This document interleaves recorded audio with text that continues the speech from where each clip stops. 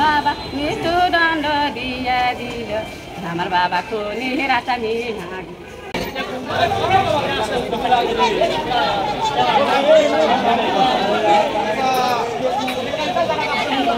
পিছাও তো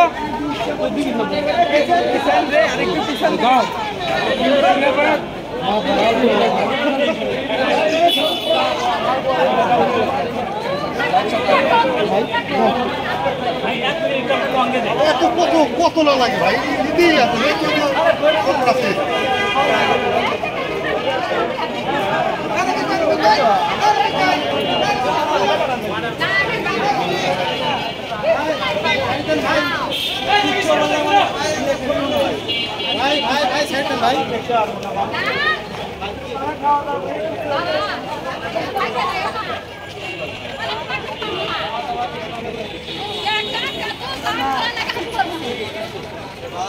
বাবা তুমি খুব নিরাশ আমি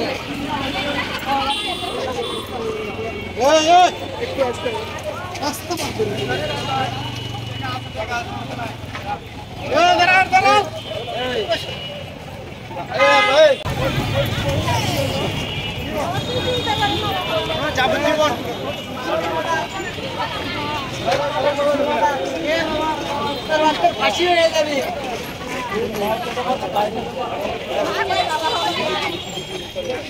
পিছনে আসা লাগছে, এরকম মুখের সামনে নিলে তো সমস্যা।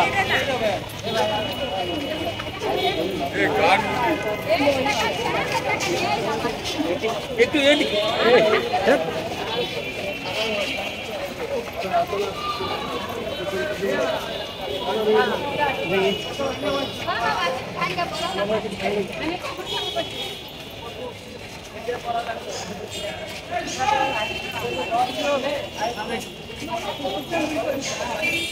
আমার বাবা সরাসরি আসে, আমি কইছি কে বাবা আমার বাড়ি পুলিশ কিছু খাইল, তুমি কুটি কি করছো? কয় মা আমি তো কিছু যাইলি না। আমি কইছি ও বাবা যাইলে আমার বাড়ি কিসের জন্য আইলো, কোন উপন্যাস কয় সেটা তো উদ্দেশ্য আছে। আমি কইছি আমার বাবার কাছে কি উদ্দেশ্য আছেন আপনারা? আমার বাবা কুটি কি করছে? কয় না দুটো কথা বলবো। বাবা হাত মুখ ধুয়ে আসে, বাবা এঙ্গে সরাসরি করছে, কইতে নাই তোমার নাম? কইতে হ্যাঁ আমার নাম নেই, সালাম দিয়ে। তো কইছে যে বাবা ঘটনা কি?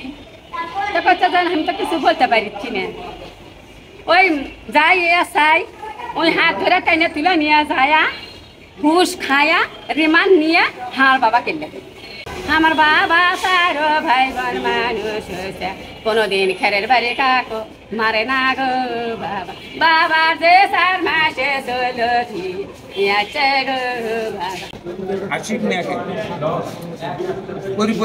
সুপরিকল্পিতভাবে আসামের শিবলু, শান্ত, নাইম মিয়ার দ্বারা এই হত্যাকাণ্ড সংগঠিত করেছেন। তাকে শ্বাসরুদ্ধ করে হত্যা করা হয়েছে এবং পরবর্তীতে মুখে অ্যাসিড ঢেলে দেওয়া বিকৃত করা হয়েছে এবং পরবর্তীতে আমাদের বগুড়া জেলার সেরাকান্দি বাঙালি নদীতে পানি ভরা ছিল, সেখানে তার লাশ ফেলে দেওয়া হয়। পরে এই লাশ 2 দিন পরে লাশ উদ্ধার করা হয় এবং তখন মুখমণ্ডল বিকৃত হয়ে গেছিল। এটা একটা অত্যন্ত জঘন্য এবং সুপরিকল্পিত একটা হত্যাকাণ্ড। এই হত্যাকাণ্ডের আমরা নিন্দা জানাই। আমরা রাষ্ট্রপক্ষ সহ আজকের বাদীর সকল আত্মীয় স্বজন এই রায় আদালতের প্রতি শ্রদ্ধা জ্ঞাপন করে এবং খুশি হয়েছে। এটা 2020 সালের মামলা। এটা সেরাকান্দি হাটফুলবাড়ি এলাকার মামলা। এই তাকে হত্যা করা হয়েছে আশিক মিয়া। এই আশিক মিয়া অত্যন্ত গরিব লোক, অটো ভ্যান চালায় জীবিকা নির্বাহ করে। এই হাটফুলবাড়ি গ্রামে তার বাড়ি, থানা সেরাকান্দি, জেলা বগুড়া।